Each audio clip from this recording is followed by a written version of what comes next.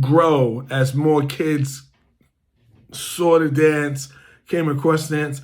And there was a difference between hip hop dancing and popping, because popping is something that we did in a school jam when we were kids, because we were young when we were popping. So you go to you go to your community center when they used to have the community centers, and the DJs would come. Like, I used to go to the community center in Douglas Projects up on 100 and, what was that street? 103rd Street in Columbus.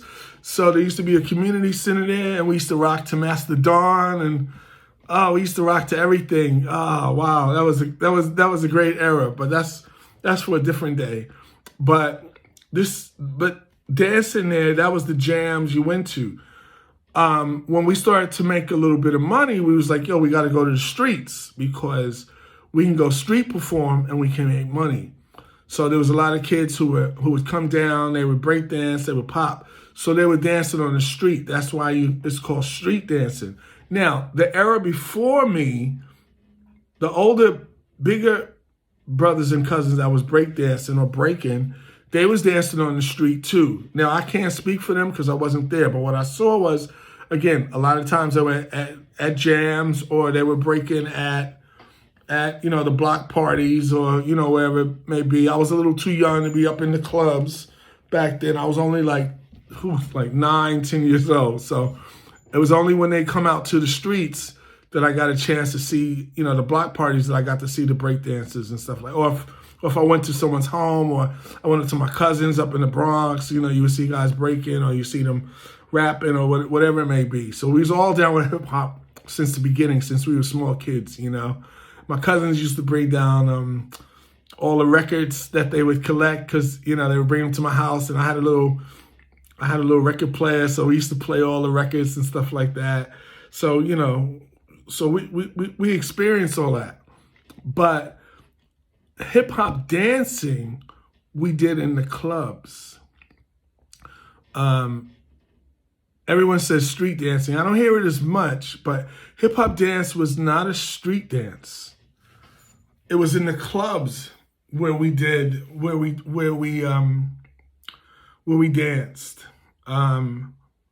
It was like a safe space, One of the reasons was a lot of areas were changing because of drugs and what was happening on the streets, all around New York City and other, hood areas or urban areas, whatever you call. So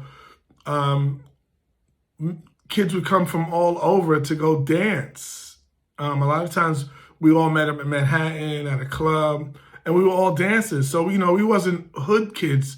We all just wanted to dance and get busy. So hip hop dancing or freestyle dancing is a club dance. It's something that we did in the clubs. Now, a lot of kids came from the streets, but the actual dance we did in a club. And then, of course, other dancers from other styles would come and see us dance, and they'd be like, oh, what's that? Oh, that's cool. And then some of them would use us for music videos, ask us to get down. Others kind of try to copy our style and create hip-hop dancing, but it's not so much the visual or it's always from the soul. So I always dance from the soul. I always dance with my heart. So it depended on who you connected with and who you rock with. And for me, freestyle hip hop dance gave me a chance to really express my my older teenage years going into really my early 20s, but it was my later teens. I was like I was a little older, but I was a little younger, but by the time I got 17, 18, I was full on freestyle hip hop dancing. And then I combined it with Kung Fu, because I was trying to figure out a way how to hip hop dance and also get ideas from watching all the Kung Fu movies. Now, everybody was freestyling hip hop dancing, but I started adding a lot of Chinese acrobatics, because I have originally studied Chinese acrobatics, not for long, but long enough to learn a few things with a teacher by the name of Dong Sifu. And he taught Chinese acrobatics and he taught Chinese opera. I originally found him through a a brother named John Bush, who was one of his main students, who did all his, he was a professional. He was a professional Chinese opera. He has to be the first and only Westerner to really, really become a Chinese opera master. Really, I would say John Bush, I can remember. There was other people who danced Chinese acrobatics and Chinese opera, but John Bush was the man. He was like my big bro there. So I studied for a little bit when I could, because I was breakdancing, or I was popping, or I was hip hop dancing. So I was doing all these different things. I'm not so much breakdancing, but I like to up rock a lot. You know, I couldn't really break dance because when popping came, that really caught my eye. But I was still doing little breakdance moves and stuff like that. But saying that, I was also watching Kung Fu movies on 40 Deuce. Then later I started going to Chinatown, working in Chinatown. So I watched all these Kung Fu movies that no one has saw yet.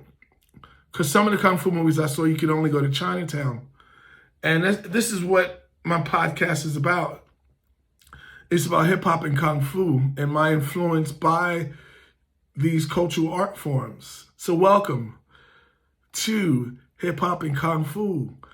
And I'm blessed to be a student of both, you know, and I'm humbled by my upbringing. So I would go to these Kung Fu movies. I would watch all these guys doing like Yin Biao or Sammo Hung or Jackie Chan or Shu Hao, or all these guys who just do all this amazing stuff, Laga Leong, you know, and just watch these guys, Master Killer, you know, Laga Fei, aka Gordon Lau or Lu, and we would watch these guys, and we just couldn't. I would just watch them and just try to study their moves, you know. And the beautiful thing about it is that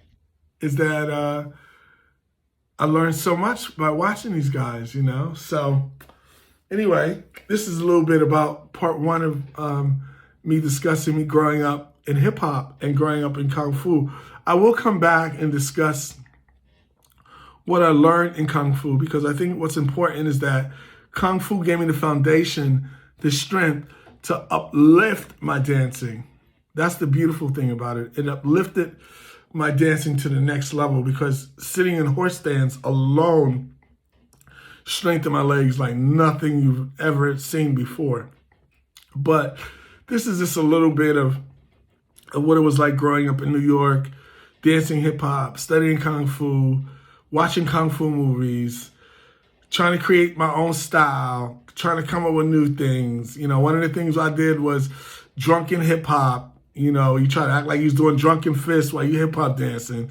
So when a certain beat came on, or if a DJ was scratching one record and he was scratching and you didn't know when the beat came in, that's when you would do drunken fist. You do a hip hop move and do a drunken fist move until you caught the beat, and then when the beat dropped, then you would dance.